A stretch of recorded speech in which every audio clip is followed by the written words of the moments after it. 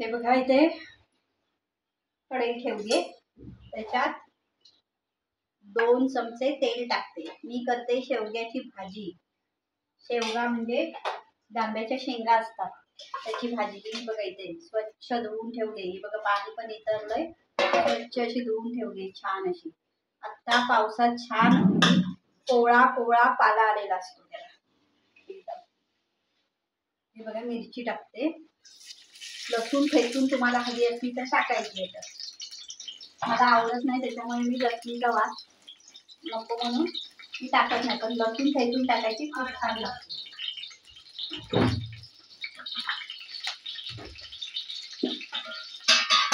हा बघा कांदा टाकते, कांदा भरपूर टाकायचा ना, खूप छान लागते।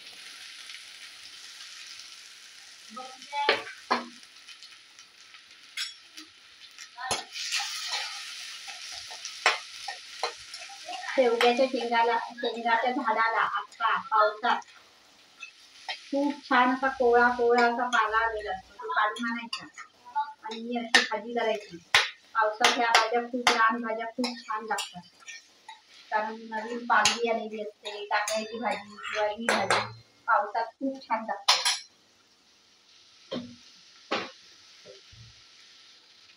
तर हे बघा हळद टाकते, हळद टाकल्यामुळे अजूनच त्याचा रंग खूप छान येतो भाजीला। तुम्हाला हवे असेल हळद तर टाका, नाही तर टाकू नका। हळद टाकल्यावर खूप छान भाजी होते।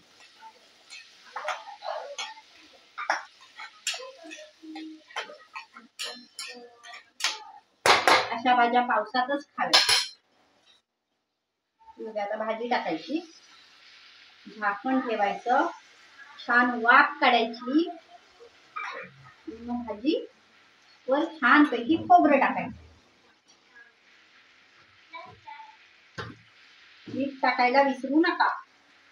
बघा मीठ टाकायचं, छान अशी परतायची।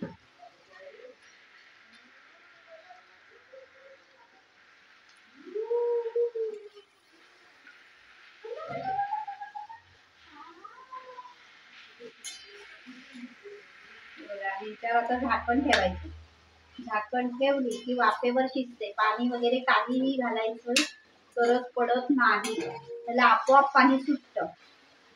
ही बघा अशी छान अशी हे करायची।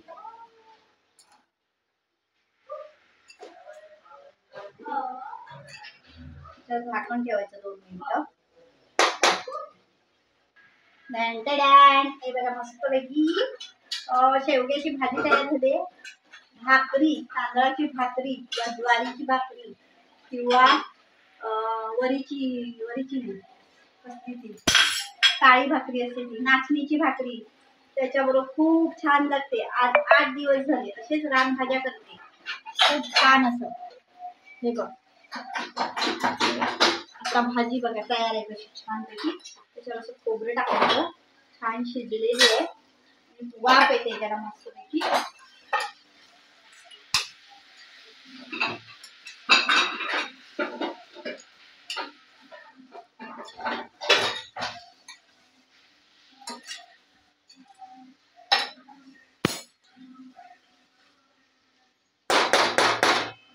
ही बघा अशी भाजी आहे। 2 मिनिटं खोबरं टाकला की परत झाकून ठेवायची आणि 2 मिनिटांनी गॅस बंद करायचा आणि छान पैकी भाजी तयार। तर हे बघा झाकण काढते, खूप छान अशी भाजी शिजलेली आहे। भाजीला खूप छान कलर आलाय।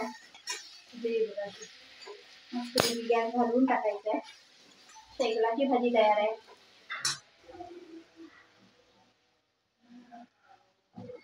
तर अशी ही शेंगाची भाजी खाऊन बघा, करून बघा, खूप छान छान लागते। 2-3 भाकऱ्या जातील अशी भाजी आहे ही बघा।